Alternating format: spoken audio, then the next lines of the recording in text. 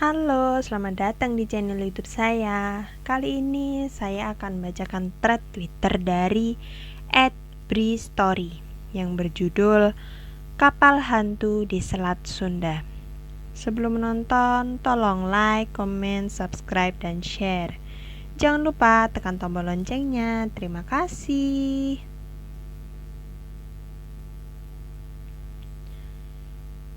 Kapal Hantu di Selat Sunda. Saya sekolah di SMPN 3 Cilegon. Dulu namanya SMPN Pulau Merak. Zaman saya dulu sekolah ini termasuk sekolah unggulan. Semoga sekarang masih ya. Lokasinya berada persis di sisi Jalan Raya Merak di daerah Tegalwangi tepatnya. Selama 3 tahun sekolah di sini, saya punya beberapa pengalaman seram dan menakutkan. Karena gedung dan lingkungannya memang seram. Dulu ada satu pohon beringin besar dan rindang berdiri tepat di tengah-tengah sekolah. Nggak tahu sekarang masih ada apa enggak. Pastinya di samping memang menjadi sekolah unggulan, SMP saya ini termasuk sekolah angker dan menyeramkan. Nanti kapan-kapan saya cerita tentang sekolah ini, enggak sekarang. Nah, sesuai dengan namanya, SMPN Pulau Merak, sekolah ini letaknya memang sudah dekat ke Pelabuhan Merak. Pelabuhan sangat terkenal, tempat berlabuhnya kapal laut yang melintasi Selat Sunda, menghubungkan Pulau Jawa dan Sumatera. Jadi, waktu SMP dulu, banyak teman sekolah yang tinggal di daerah sekitaran Pelabuhan Merak. Rumahnya gak jauh dari pelabuhan. Ada beberapa teman juga yang orang tuanya bekerja di pelabuhan. Entah itu sebagai operator pelabuhan atau kru kapal, atau lainnya yang berhubungan dengan perkapalan penumpang ini. Karena banyak teman yang rumahnya dekat pelabuhan, saya jadi sering bermain ke situ. Entah untuk memancing atau sekedar melihat kapal yang bersandar berlabuh, kemudian berlayar kembali. Seru, cukup seru. Memancing ikan, satu kegiatan yang dulu saya sangat suka. Bersama teman, saya sering pergi memancing di pelabuhan. Entah itu dekat dermaga atau menggunakan kapal kecil menyeberang ke bagan ikan. Bagan ikan? Iya, bagan ikan. Untuk teman-teman yang tinggal di daerah pesisir, pasti gak asing dengan benda ini. Mungkin punya nama berbeda, tapi fungsinya sama, yaitu menangkap ikan. Bagan ikan ini terbuat dari bambu yang disusun dibentuk sedemikian rupa, sehingga menjadi semacam rangka besar untuk mengaitkan jaring ikan. Sebesar kira-kira 5 meter persegi, kurang lebih sebesar itu. Kalau dasar laut masih terjangkau oleh bambu, maka kaki bagian akan ditancapkan ke dasar. Tapi kalau sudah terlalu dalam, maka bagan akan dibiarkan mengapung di permukaan, hanya terikat oleh tali berjangkar yang tertancap di dasar laut, sehingga bagan gak akan kemana-mana. Waktu itu seringkali saya diajak teman untuk memancing di bagian ini. Untuk ke sana, kami harus menyeberang menggunakan perahu dayung. Masih terjangkau, karena jaraknya memang belum terlalu jauh di tengah laut. Mungkin hanya 200 atau 300 meter dari bibir pantai. Di bagan ini biasanya kami memancing hingga sore hari, karena pemilik bagan akan datang setelah matahari terbenam, lalu memulai kegiatannya menangkap ikan pada malam hari. Setiap kali memancing di Bagan, saya hampir selalu bersama dengan Sugi dan Mesran. Sugi, teman satu kelas yang rumahnya memang di sekitaran Merak. Mesran, beda kelas, tapi rumahnya dekat dengan Sugi.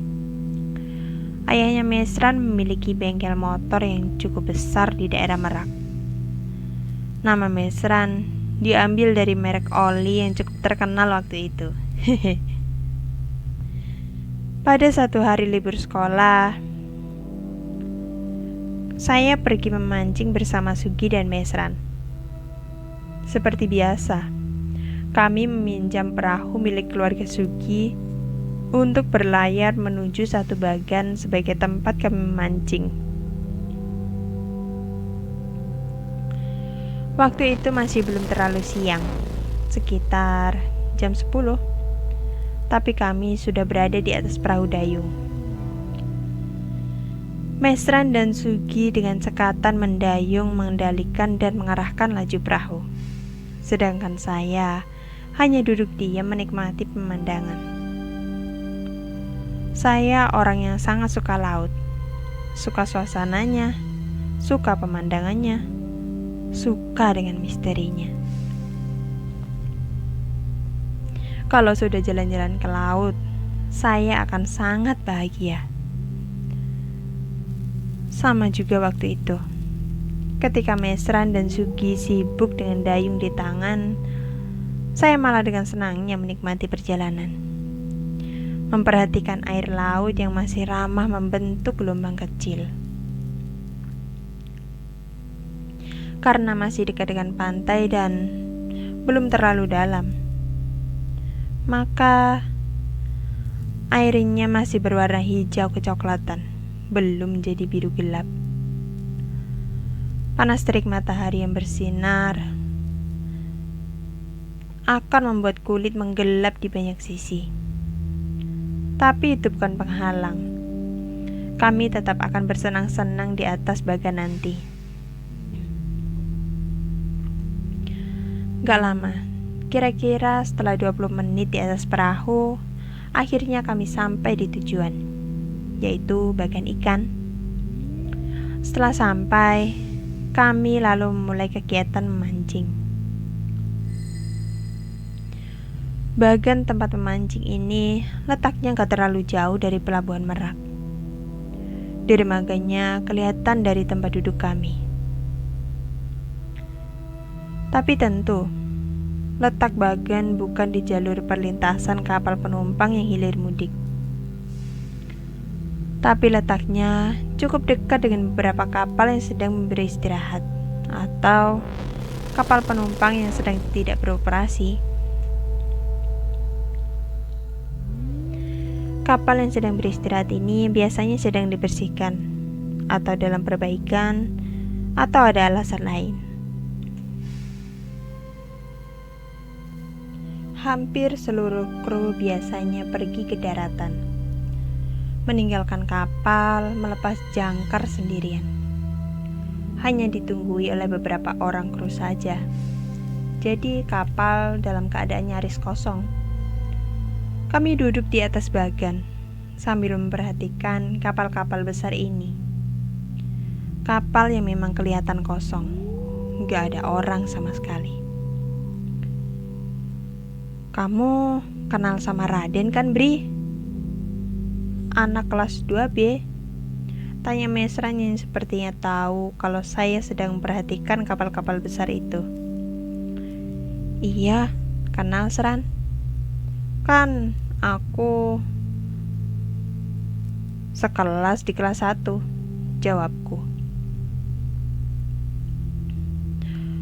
Omnya Raden kan kerja di salah satu kapal-kapal itu. Kalau mau, dia bisa ngajak kita naik ke kapal itu kapan-kapan. Aku pernah kok diajak. Begitu kata Mesran lagi. Ide yang bagus. Begitu pikirku. Pingin juga naik kapal sebesar itu dan memancing ikan dari atasnya. Singkatnya, pada hari berikutnya di sekolah saya bertemu dengan Raden. lalu mengungkapkan keinginan saya dan Mesran untuk main ke salah satu kapal besar tempat di mana omnya Raden bekerja. Jadi, kamu mau main dan mancing di kapal itu, Bri? Sepi loh kalau lagi istirahat. Cuma ada 1 atau 2 orang yang nunggu. Begitu kata Raden. Ya malah bagus dong, Den. Kita bisa jalan-jalan bebas di kapal besar. Hehe. Begitu saya bilang. Begitulah. Akhirnya Raden menyanggupi untuk meminta izin ke omnya agar kami bisa naik ke kapal. Besoknya, Raden membawa kabar gembira. Omnya memberi izin dan akan mengantar kami masuk ke dalam kapal. Rencana akhirnya tersusun. Hari libur berikutnya, kami akan melaksanakan kegiatan itu. Naik ke atas kapal yang sedang berlabuh beristirahat.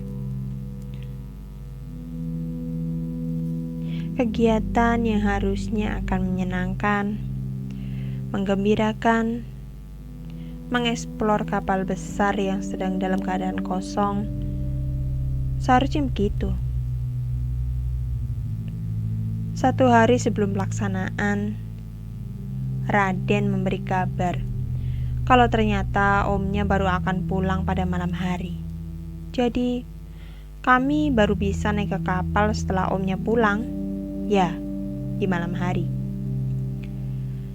Saya dan Mesra menyanggupi, tapi Sugi gak mau. Dia bilang, gak berani kalau malam-malam. Jadi hanya saya, Mesran, dan Raden yang akan naik ke kapal. Saya minta izin ke orang tua. Bilangnya untuk menginap di rumah Mesran. Orang tua mengizinkan, karena memang waktu itu sedang ada libur sekolah. Rencana lanjut jalan. Pada harinya, jam 4 sore, saya dan Mesran sudah berada di rumah Raden, menunggu kepulangan omnya. Setelah itu, kami akan berangkat menuju kapal. Saya sangat senang saat itu, karena akan menghabiskan waktu bermain dan memancing di atas kapal. Tapi hingga menjelang maghrib, Om Romi, omnya Raden, belum pulang juga. Hingga hari berubah menjadi malam pun, si Om belum datang juga. Hingga jam akhirnya sudah jam 8 malam, saya mulai bete, mulai kesal. Udah malam, Den. Gak jadi aja ya? Serem juga malam-malam ke tengah laut. Begitu sungutku. Tenang, Bri. Om Romi bentar lagi juga pulang. Lagi pula kan enakan malam. Bisa lihat cahaya lampu di darat. Lihat banyak bintang. Dan gak panas karena gak ada matahari. Hehe. Raden memberi alasan menenangkan. Ya sudah, kami hanya bisa pasrah menunggu kedatangannya. Tapi benar saja, ketika jam 8:30, tiba-tiba Om Romi datang. Om mandi dulu sebentar ya, habis itu kita berangkat. Begitu kata Om Romi dengan senyumnya. Gembiranya hati kami melihat kedatangannya, lalu bersiap untuk berangkat. Sekitar jam 9, akhirnya kami sudah berada di dermaga kecil, tempat banyak perahu kecil bersandar. Salah satu perahu bermesin kecil akan menjadi tumpangan kami menuju kapal besar. Entah milik siapa perahu itu. Om Romi memegang kemudi, sementara saya, Mesran, dan Raden duduk di depan. Perahu motor ini akhirnya perlahan mulai berjalan ke tengah laut, menyusuri air yang malam itu nyaris tak bergelombang. Malam sangat cerah, Bintang terlihat jelas bertebaran di langit gelap tanpa awan. Anginnya belum terlalu dingin. Mungkin karena belum terlalu malam.